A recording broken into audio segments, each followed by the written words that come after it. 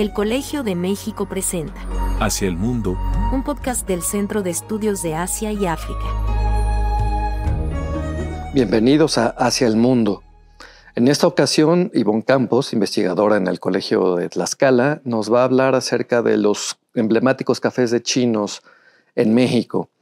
Nos va a contar un poco acerca de su historia y también, en otro sentido, acerca del impacto, la influencia cultural que estos espacios han tenido en la historia de la Ciudad de México y de otros lugares de la República Mexicana. Ivonne, bienvenida. Muchas gracias por venir acá a la Jusco a charlar con nosotros. Gracias por la invitación. Siempre es un gusto estar acá. Bueno, tu casa, desde luego. Gracias. Supongo que la mayoría de quienes escuchen y vean este podcast están familiarizados con este tipo de espacios a los que nos vamos a estar refiriendo todo el tiempo, pero en caso de que haya quienes no, ¿podrías hacer una breve explicación de qué es eso de cafés de chinos? Y después entraremos a desmenuzar algunas cosas. Claro que sí. Los cafés de chinos son espacios culinarios localizados en lo que pues hasta hace unos 30 años eran barrios populares de la Ciudad de México que se instalaron aproximadamente a inicios del siglo XX por migrantes chinos. Fueron quienes los abrieron como un medio pues para trabajar, para subsistir, y se caracterizan fundamentalmente por algunos de ellos ofrecen comida china, pero la característica principal de los cafés de chinos es que son administrados, a veces también atendidos por migrantes o descendientes de migrantes chinos, y uno de los elementos que siempre está presente en los cafés de chinos es el café lechero, lo que conocemos como café lechero, y el pan, lo que hoy en día se conoce como pan chino, ¿no?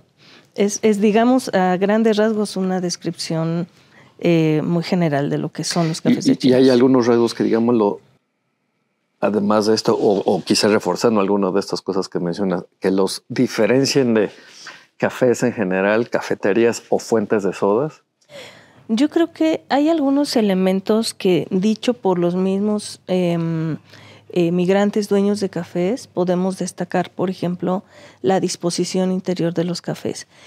A veces incluso el exterior, es decir, lo que visualmente nosotros podemos identificar como chino, ¿no? Las grandes farolas rojas, etcétera, que llaman al cliente. Y la disposición interior es importante porque a pie de calle debe haber una vitrina con pan que muestre, ¿no? a la gente que pasa, ¿no? el pan recién hecho. Y al interior siempre hay un mostrador más o menos largo, dependiendo qué tan grande sea el local, y mesas dispuestas a manera de gabinete, lo que conocemos estas bancas encontradas, ¿no? Respaldo con respaldo y mesa, banca, mesa, banca, mesa. Entonces, esto aprovecha muchísimo el espacio disponible en el local, y es una disposición que ellos han adoptado, digamos, como muy tradicional de los cafés. De hecho, ellos dicen que fueron ellos quienes lo propusieron, y de ahí fue tomado por otros restaurantes ya más grandes de cadena, y lo vemos ahora en todos lados, ¿no? Pero a decir de ellos lo propusieron. Pues era quizá uno de los elementos que te iba a mencionar. Hice mi tarea ayer, fui a un café de chinos, ¿no? Y hacía un rato que no iba a alguno, aunque hace un par de meses también regresé a uno.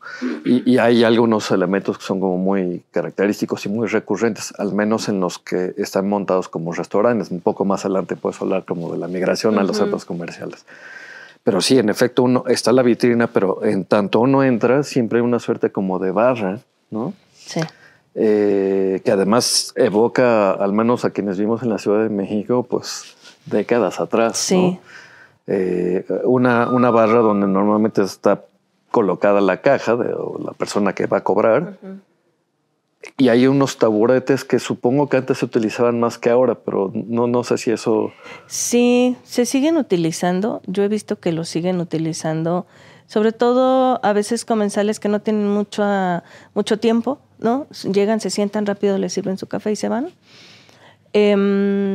Pero esa barra además es como un espacio como de convivencia muy dinámica dentro del café, porque mientras las personas que van, se sientan en una mesa, se toman su tiempo, llega el mesero, les sirve, etcétera, los que están en la barra están viendo todo el tiempo quién entra, quién sale, claro. Están platicando con la persona que atiende, puede que sea incluso el dueño del café, están platicando con quienes entran solo a comprar pan, porque también ahí en esa barra se despacha ese pan. O sea, hay personas que llegan exclusivamente a comprar pan y ahí se los despachan y se salen, ¿no? Entonces es un espacio muy interactivo. Es un espacio como de las terrazas mucha... de los cafés. Sí, de mucha interacción y de mucha confianza entre cliente y el dueño del café o los meseros, los empleados, ¿no? Lo que conocemos como parroquianos, ¿no? O sea, estas personas, clientes recurrentes de un lugar, que terminan teniendo mucha confianza con las personas que trabajan en el lugar. Se sienten muy identificados y además en algunas ocasiones, antes era mucho más común esto, son vecinos del lugar, claro. ¿No? Entonces claro, es muy hay barrial, mucho tema, exacto, ¿no? Es claro. un tema de barrio. Y luego tengo, a partir del que visité ayer, pero que me trajo memorias de otros cafés en los que he estado a lo largo de mi vida.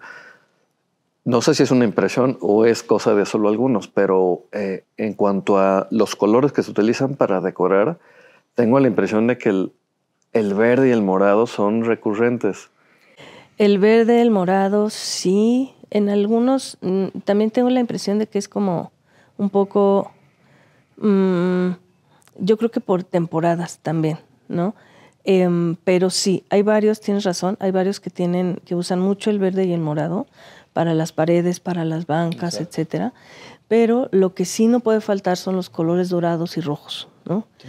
Que son como los muy representativos de los ornamentos chinos, además que son milenarios, ¿no? Y las farolas rojas, las tiras de fuegos artificiales que cuelgan también sobre todo para cuando hay el Año Nuevo Chino, etcétera, son rojas también. Entonces, esa combinación de colores es la que más recurrentemente también podemos observar en los cafés. Y que serían algunos recursos para, digamos, conectar con un factor identitario, ¿no? Claro, sí, es que, a ver, por una parte están los dueños de los cafés, claro, ¿no?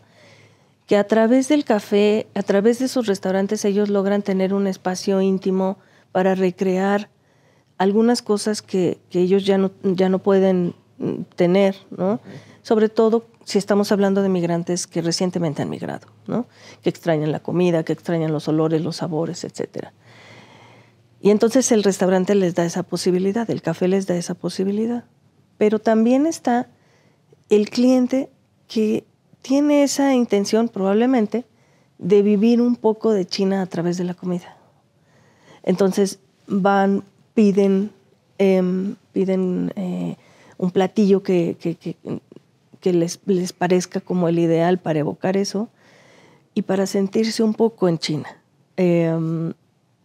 Yo comprobé eso una vez en una fiesta en el barrio chino de la Ciudad de México. Hace unos años pusieron un gran arco, ¿no? Bueno, no tan grande lo que se pudo poner en esa calle tan pequeña, pero a las personas les encantó, a los turistas. Entonces, vi a una chica tomándose una selfie con la puerta atrás, ¿no? Con el arco atrás. Y le dije, sí parece, ¿no?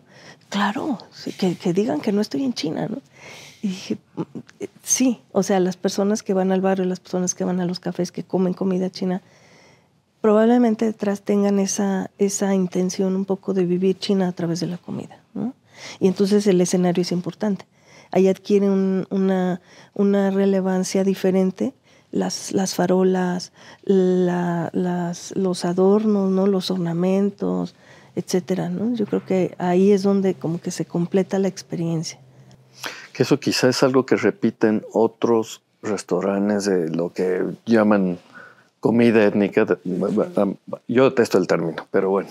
Sí, es discutible. No, sí. es como complicado, pero vamos, si uno va a un restaurante de comida japonesa, libanesa, bueno, incluso italiana, siempre hay elementos que remiten, ¿no? Exacto, O pasa lo griega. mismo.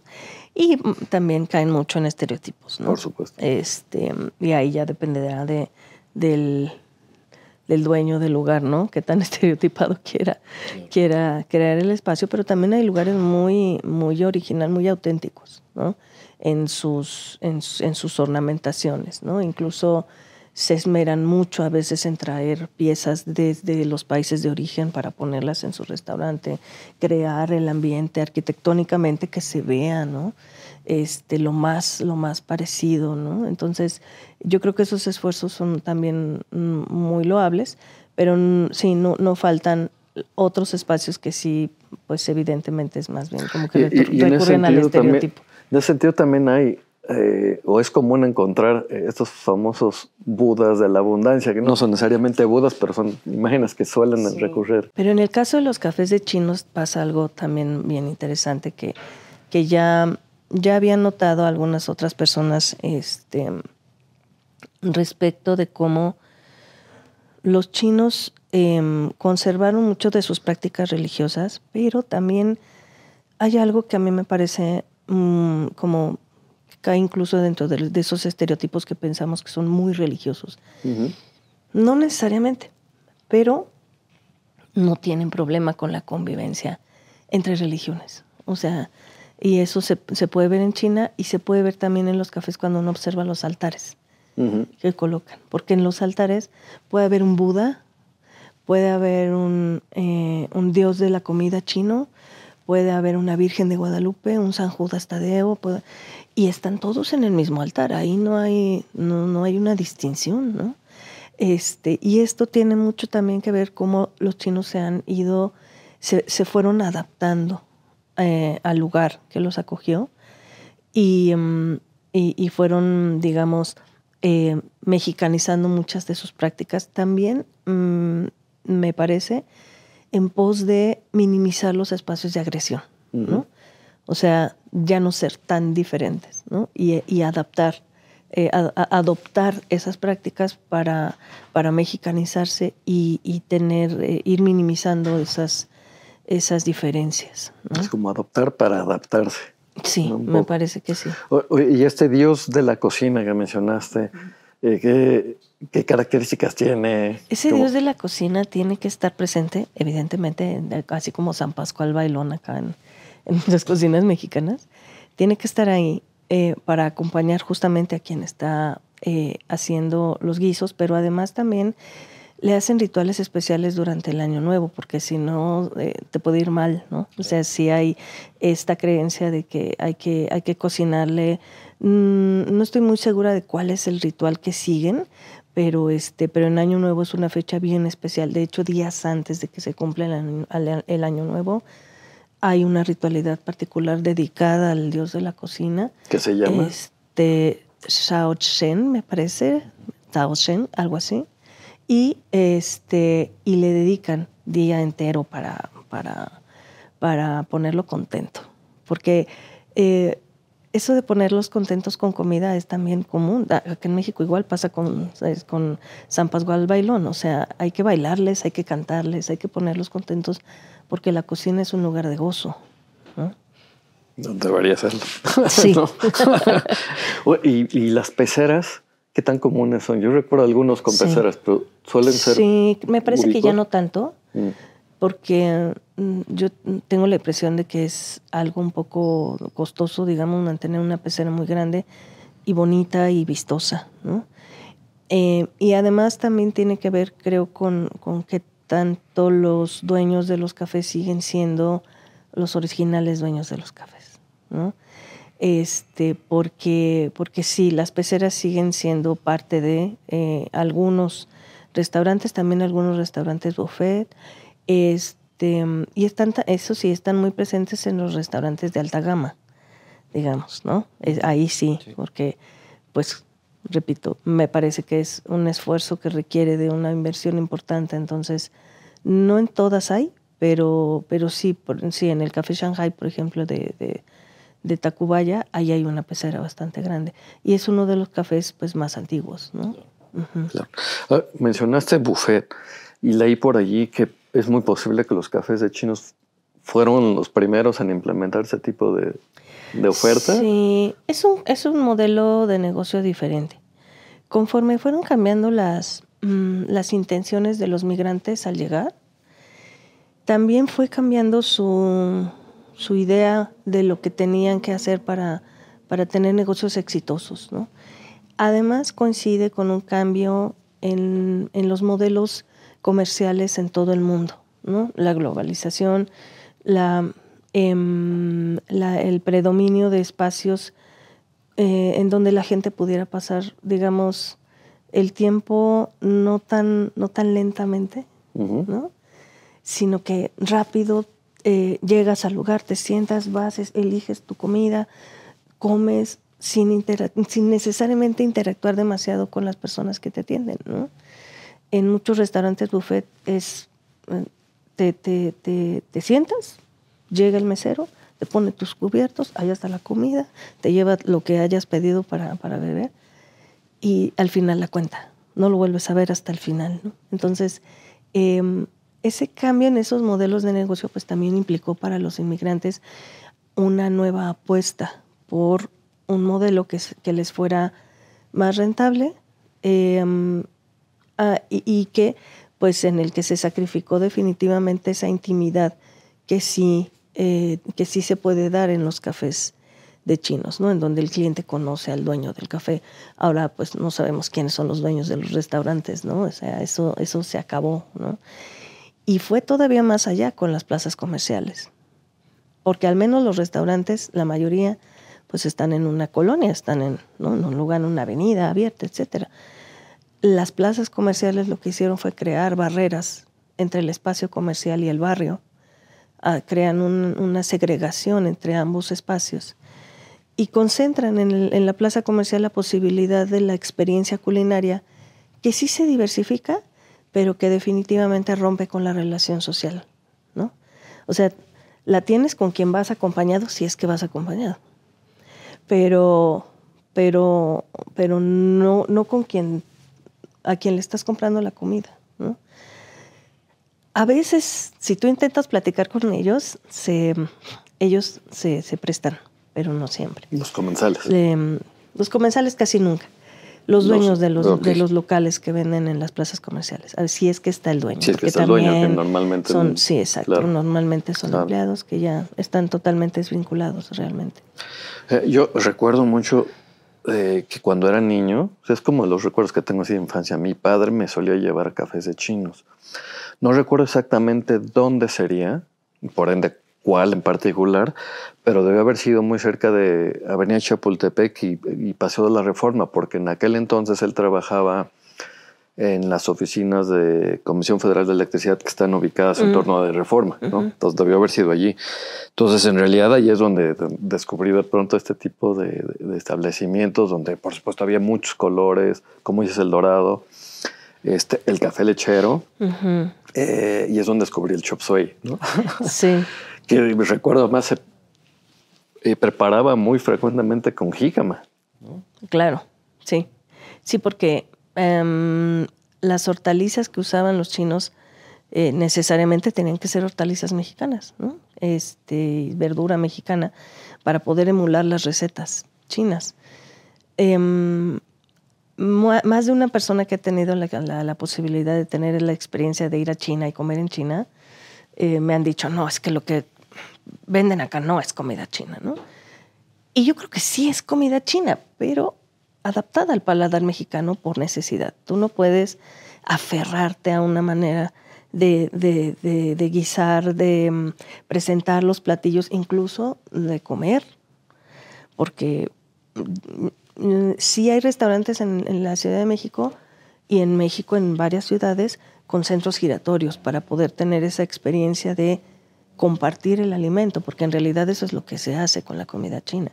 Lo único que tienes individual es tu tazoncito de arroz y todo lo demás, los platillos están girando en la mesa para que tú de ahí directo tomes el alimento y lo comas. La experiencia en México es individual. Te sirven el plato y entonces es algo bien raro porque siempre sirven mucho, ¿no? Vamos con los chinos porque platos pide un enormes, plato ¿cómo no? y es, ¿no? Sí. Sí, Y dice, eso me pasó ayer. híjole, ¿no? ¿Por qué? Porque en realidad la idea tendría que ser compartir ese plato, que no sea solo para ti. Pero eso no está en nuestro código cultural de la comida. A nosotros nos sirve nuestro plato y es mi plato. Y si acaso con alguien de mucha confianza, lo comparto, pero no lo comparto con los demás, ¿no? Entonces, los chinos tuvieron que adaptar a esas formas, a esas maneras, ¿no? Y a pesar de eso, de todos modos, los platos siguen siendo claro, sí, no, muy grandes, pero el sabor fui pues con se una de adaptó. mis hijas, pero aún así fue demasiado. Sí. No lamentamos no haber ido con otras personas. Sí, ¿no? claro. Y otra de las cosas que yo creo que adaptaron mucho los chinos fue, por ejemplo, en los caldos, el hecho de ponerle chilito y cebolla y limón, ¿no?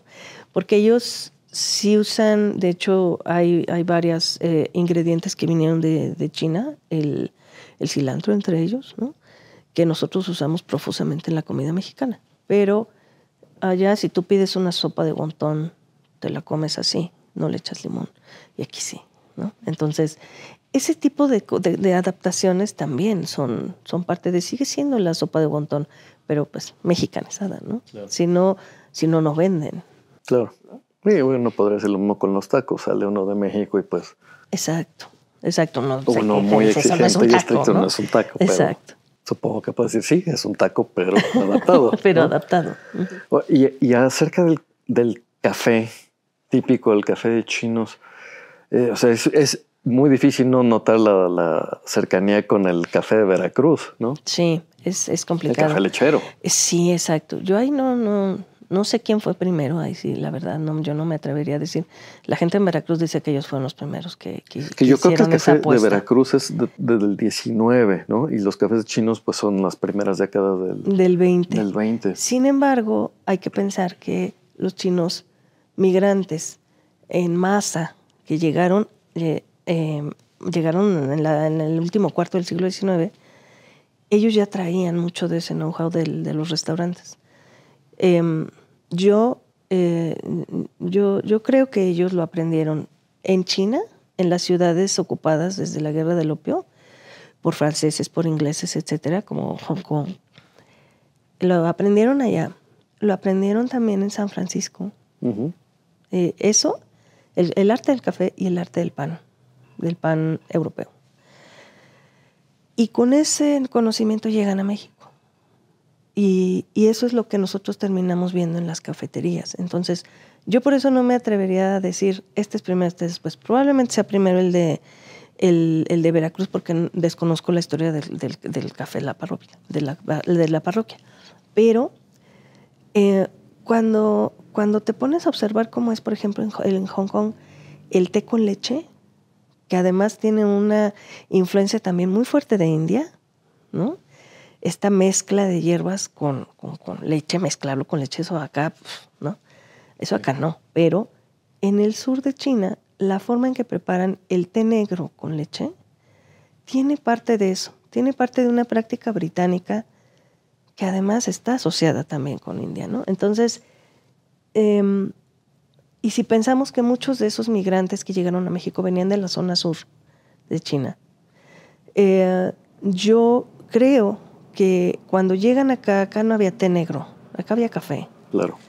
Entonces, lo que hacen es esa misma propuesta, pero hacerla con café, ¿no? Y adaptada también nuevamente acá en México, en cantidad, porque además los vasos son un litro, claro, son casi, muy ¿no? Son como característicos. 700 mililitros de café, ¿no? Así. Y eso todavía algunas cosas, algo muy similar yo observo en lo que pasa en Hong Kong, cuando, sobre todo ahí, ¿no? Porque hay otros lugares donde se ha popularizado incluso hoy en día mucho el boba tea, que hoy hay también en todos lados, ¿no? Sí. ¿Qué es eso? Con leche. Le ponen tapioca y le ponen... Sí, mi hija ¿no? Me encanta, también lo amo. Pero en Hong Kong, en estos lugares en donde sirven el dim sum y los desayunos tradicionales, ahí preparan ese té. No es tan grande, pero también es un té negro muy concentrado, igual que el café. ¿La leche se sirve también? La leche se sirve así. Es espuma. Entonces, por eso es que yo creo que quizá por ahí también hay un origen de esos cafés, ¿no? Sí, suena bastante. Puede ser. Y en ese sentido, yo traje uno de esos famosos panes chinos. Panes chinos, sí. Bueno, hay muchos tipos de panes, desde luego, en estos lugares, ¿no? Pero sí me lo vendieron como pan chino. Pan chino. Si tú pides pan chino, te dan esto, ¿no? Sí. ¿Y qué características tiene este pan? Esos panes son panes que aprendieron a hacer también ellos. Te digo, yo siento que se terminaron de crear un estilo para los cafés de chinos a partir de la apertura de estos negocios. Son los mismos chinos los que aprenden a hacer el pan. Se convierten en maestros panaderos. Y entonces adaptan el arte de la panadería mexicana con lo que ellos ya conocían, pero además a estos les agregan manteca lavada, que hace que el pan pese un poco más, es más denso que el pan de la panadería mexicana, dura más tiempo suave, no se hace duro luego, dura un poco más tiempo suave, y le da un sabor característico, ¿no? Que viene de la manteca, ¿no? Y no tiene costra, digamos, gruesa, como la panadería europea, exacto, ¿no? Que también es anterior a la mexicana. Ajá, también, exacto, sí. Si no hace esa costra. Es más suave la superficie, al menos de este tipo de pan. Y esa parte es fantástica, porque los chinos aprenden a hacer esto, le enseñan a sus hijos, heredan este conocimiento, y cuando los cafés empiezan a decaer, digamos, cuando se empiezan a multiplicar, primero empiezan también a contratar panaderos mexicanos que aprenden a hacer así el pan y trabajan para los cafés. Cuando empiezan a decaer los cafés, a veces ya los dueños de los cafés ya no hacen el pan, sino que piden a panaderos mexicanos 100%, que sean quienes. Entonces, hay panaderos que trabajan para varios cafés y hacen el pan chino. Digamos. Exacto. Y de ahí es de donde salen después los expendios de pan chino, que también hay en toda la Ciudad de México, en todas las colonias uno puede pasar y ver pan chino, ¿no? Entonces, pan chino, con pan chino. Sí. Y eso es fantástico, porque evidentemente en China no hay pan chino. Solo en México. Claro. Como la pizza hawaiana. Exacto. Oye, y decías que la mayoría de los migrantes venían del sur de China. Sí. ¿Hay alguna razón para que ello suceda? Y por otro lado, ¿a qué lugares de México llegaban? Sí, bueno, los negocios de tráfico de personas en China se instalaron sobre todo en el sur, ¿no? Que era como la parte en donde se facilitaba el comercio marítimo, donde ya estaban instalados los puertos, ¿no? Hong Kong, Macao, etc. En virtud justamente de la presencia de los europeos. Y las compañías que se dedicaban a traer personas, que era un negocio bastante redituable, porque ellos dicen que eran personas libres, que simplemente se contrataban para venir acá. Pero evidentemente eran contratos leoninos, en donde las personas apenas sobrevivían, con una paga de nada, y no sabían a dónde iban a llegar, ¿no?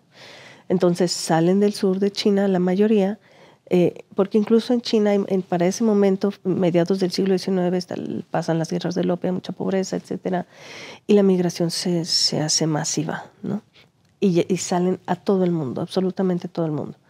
Y a América llegan también, igual desde todo Canadá, Estados Unidos, hacia el sur, a Perú, etcétera, llegan a todos lados. Y en México llegan primero a los puertos, algunos vienen desde el norte.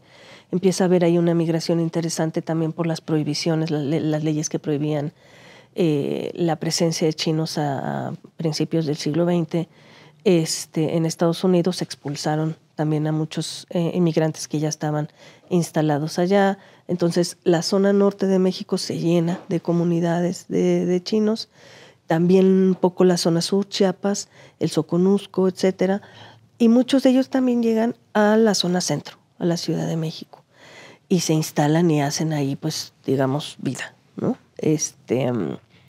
Esa es más o menos un poco la historia de esa migración muy masiva que sucede bajo ese esquema de tráfico. Que en parte es el tráfico y en parte es las leyes antimigratorias en Estados Unidos, sí, que los hacen cruzar la frontera hacia el norte de México. Sí, sí, así es. Ahí es donde surgen ciudades como Mexicali, por ejemplo, ¿no? Que Mexicali, pues su comida tradicional es justo la comida china, por esta presencia tan fuerte que, de hecho, pues prácticamente Mexicali es fundada por chinos. Yo sería similar ¿ha estado en Perú? Pero comida chifa. La chifa, que eso ya son palabras mayores, la chifa. Sí, porque ahí sí hay una combinación de culinaria peruana, sí, con culinaria china y surge una propuesta diferente. Claro. Cosa que no sucedió en México. Claro, aquí en los cafés de chinos una carta muy extensa que tiene platillos chinos, platillos mexicanos. Y mexicanos, separados, ¿no? Uh-huh. Entonces, bueno, llegan, digamos, los chinos al norte de México y después a otros lugares, pero también empiezan a surgir actitudes antichinas en México. Sí, estas campañas antichinas en México, en Estados Unidos y en Canadá, tienen ecos en México importantes que se van expresando a partir de que estalla la Revolución Mexicana. Uno de los reclamos más importantes, y que además lo vamos a ver mucho, por ejemplo, en los textos de los hermanos Flores Magón, es la mala paga y cómo la presencia de los chinos que cobraban muy poquito por su trabajo les afectaba a ellos enormemente. Entonces, sin ser racistas, necesariamente los Flores Magón sí eran antichinos en ese sentido, uh-huh, ¿no? Porque era nociva la presencia de estos trabajadores en la medida en que trabajaban casi por nada, ¿no? Y después de la Revolución se fortalece en el norte del país un movimiento político que ronda esta idea de expulsemos a los chinos, que sí se alimenta de muchos elementos racistas. Uh-huh.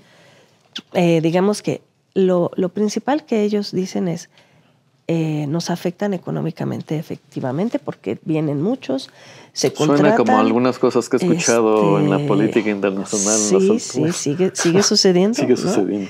¿No? Se contratan por muy poquito, vienen mucha gente ilegal además. Los dueños de los negocios solo contratan chinos, no contratan mexicanos, entonces eso de qué nos sirve a nosotros. Además hay que considerar también que coincide con una época revolucionaria en China. Y es cierto que hay una circulación de capitales entre China, Estados Unidos y México. Es decir, sí hay un apoyo a ciertos grupos políticos en China y pues el dinero ¿de dónde sale? Pues de dónde está, ¿no? Entonces, sí tiene un trasfondo político, un trasfondo económico, pero lo más grave en realidad es el trasfondo racista que tiene, ¿no? Que deja ver cómo empiezan a decir, no, es que no son idóneos para mejorar nuestra raza, tanto que hemos luchado, ¿no? ¿Y por qué no son idóneos? ¿Por qué no los consideraban idóneos? Porque no tienen un estereotipo europeo, ¿no? O sea, no tienen este físico que resulta ideal para las personas con esta herencia colonial, ¿no? Que tenemos en México, en donde pues se busca más alto, más blanco, si se puede de ojo claro, ¿no? Eso es como más ideal, y pues los chinos no cumplen con estas características, ¿no? Entonces también empieza a haber un movimiento muy fuerte, muy violento en contra tanto de los chinos como de sus hijos y de sus esposas mexicanas, que eso es, yo creo que de lo más grave, ¿no? Porque terminan expulsando a muchos de estos pues ya habitantes del país, en algunos estados del norte, sobre todo Sonora, Sinaloa, los mandan a China de regreso, pues dicen, pues estos son ciudadanos chinos, que se vayan, con todo hijos y esposas. A las esposas les quitan sus papeles, terminan siendo pues parias en China, porque pues allá no son nadie, y además, para desgracia de muchas de ellas, algunos de esos chinos tenían familia, tenían esposa e hijos en China, entonces allá eran la segunda, ¿no? Y eso complicó muchísimo la vida de estas personas.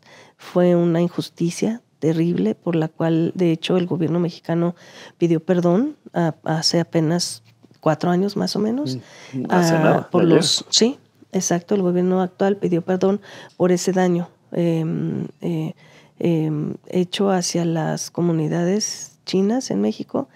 Y pues eso a mí me parece uno de los gestos más importantes en términos de reconocer que en México ha habido este tipo de violencia, porque hay mucha gente que la niega, ¿no? Que en México existe y que además eso nos debe de mantener siempre alertas para que no vuelva a suceder algo así. Porque no solo estuvo la expulsión, estuvo la matanza de Torreón, que fue la más numerosa, más de 300 personas de origen chino muertas a manos de huestes revolucionarias. Es terrible, ¿no? Terrible, ¿no? Que durante años eso se justificó diciendo, pues es el calor de la guerra, es el calor de la revolución. Ajá, pero ¿por qué solo chinos? ¿No? O sea, ahí hay el racismo es algo que no muere tan fácilmente y que de tanto en tanto vuelve a surgir. Resurgió con el COVID. Sí, eso te iba a preguntar justamente. Resurgió con el COVID. Entonces, este tipo de violencias no se mueren nunca, quedan latentes. Puede que como que, bueno, está bien, ¿no? Baja, se dan leyes, hay un reconocimiento, la petición de perdón es fundamental para crear estas como posibilidades de reconciliación, pero en la cabeza de las personas es donde deberían de salir definitivamente estas posibilidades, ¿no? De violencia. Yo creo que los virus culturales tardan mucho más en morir que los biológicos, ¿no? Mucho más. Y además está tan extendido. Sí, pues son muy extendidos, ¿no? Sí, o sea, en todo el mundo. ¿no? Un poco como parte de esa, no sé, actitud un poco negativa. No es que dependan necesariamente de la instauración de restaurantes y cafés de chinos, pero digamos que como parte del rechazo que hay esa expresión de son cuentos chinos, ¿no? O sea, hay una intención de denigrar algo, ¿no? Sí. Como la manufactura china, que se considera siempre de barata y de mala calidad, que evidentemente no es así porque exacto, es de mala calidad para la que me alcanza lo que traigo en el bolsillo, pero en realidad pues prácticamente todo lo que tenemos en la mano tiene piezas chinas, tanto lo más caro como lo más barato, ¿no? Entonces, eso ya, yo creo que eso va pasando un poco, ¿no? Yo creo que esa idea de que todo lo chino es malo o es de mala calidad va pasando un poco a la historia.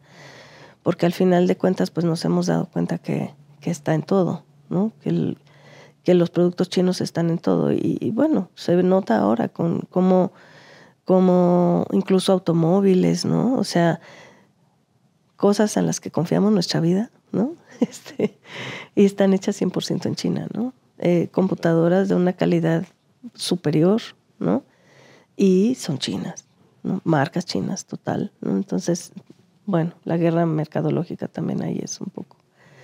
Oye, diga, para ir cerrando, ¿vislumbras como algún tipo de innovación en los cafés de chinos? O sea, algún tipo de cambio diferente de lo que ha tenido lugar en la historia. Quizá no tanto una innovación, no, porque yo creo que una de las esencias de los cafés de chinos es justo conservar la tradición. Uh-huh. Entonces, en realidad ellos están luchando contra corriente para seguir existiendo ante los nuevos formas, ¿no? Las nuevas formas de consumo. El café de chinos termina siendo una reminiscencia del pasado que ellos luchan por mantener. ¿Qué es lo que han hecho los cafés que han subsistido?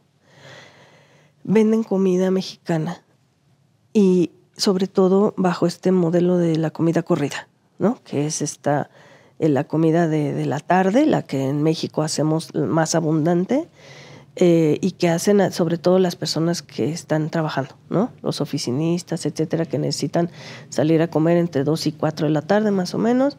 Y entonces en los cafés de chinos venden este menú, ¿no? De sopa caldo, ¿no? Una sopa seca y el guisado a un precio económico.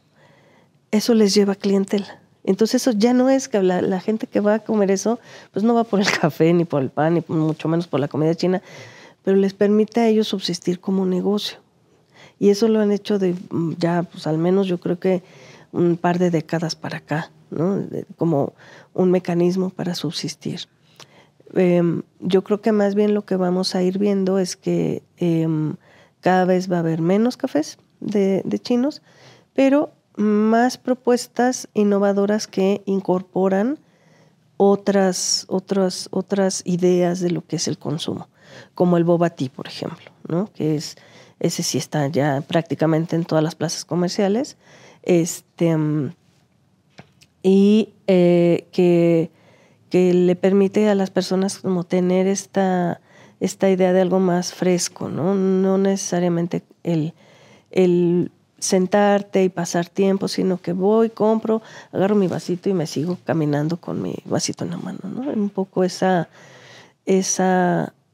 cambio es el que enfrentan ahora los cafés de chinos, y pues esperemos que lo sobrevivan, ¿no? No sabemos realmente cuánto tiempo, porque la gentrificación es yo creo que de los monstruos que está haciendo cambiar las ciudades de una manera muy notoria, pero además muy rápida, muy, muy rápida. O sea, uno termina sin reconocer las ciudades en las que creció. Sí, ¿no? Sí, en cuestión de 10 años. En cuestión ya de 10 años. Completamente diferente. Sí. Sí. Bueno, esperemos que no desaparezcan para que podamos seguir comiendo estos panes. Exacto, que son deliciosos. Y el café lechero Quillón, que es toma express, sabes que el lechero es muy rico. Además lo puedes tomar cargado también. Claro. ¿No? Claro. O sea, tú le pides un buen shot de café y que terminas con un café lechero bastante cargado y muy rico. Con este clima, de hecho, se antoja. Sí. Sí. Sí, en la tarde. Es la época ideal, la época de lluvias. La época ideal. Sí. Ivonne, muchas gracias por trasladarte hasta acá para charlar sobre estos temas. Vamos a dejar la puerta abierta para seguir hablando de ello o de otros temas afines. Claro que sí. ¿No? Ya sabes, acá tienes tu casa. Muchas gracias. A ustedes que nos han escuchado, les agradecemos su tiempo, su paciencia, esperamos también su interés. Y quédense atentos a otros episodios de este podcast. Hasta luego. El Colegio de México, Derechos Reservados 2025.